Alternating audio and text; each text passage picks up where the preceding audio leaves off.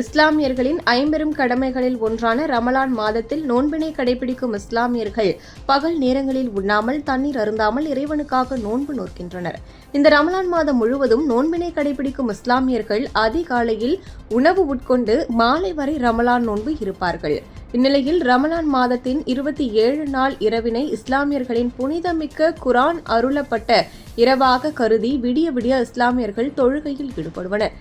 மதுரை மாவட்டத்தில் மகபூப் பாளையம், நெல்பேட்டை, ஹாஜிமார் தெரு, கலைநகர், ஆணையூர், வள்ளுவர் காலனி, கோரிப்பாளையம், சிலைமான், திருமங்கலம், திருப்பரங்குன்றம், வாடிப்பட்டி, மேலூர், உசிலம்பட்டி, சோழவந்தான், அலங்காநல்லூர் உள்ளிட்ட மாவட்டம் முழுவதிலும் உள்ள அனைத்து பள்ளி வாசல்களிலும் இரவு முழுவதும் தங்கிய இஸ்லாமியர்கள் அதிகாலை வரை சிறப்பு தொழுகையில் ஈடுபட்டு பின்னர் அடுத்த நாளுக்கான நோன்பினை கடைபிடிப்பனர்.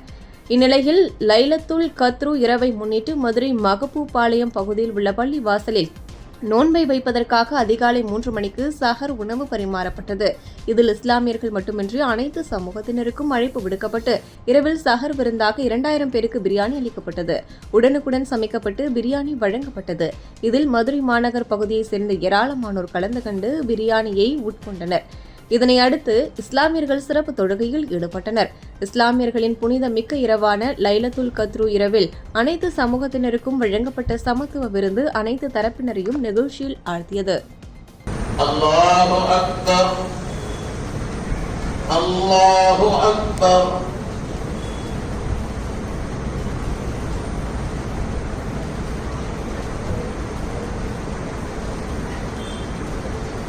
அல்லாஹு அக்பர்.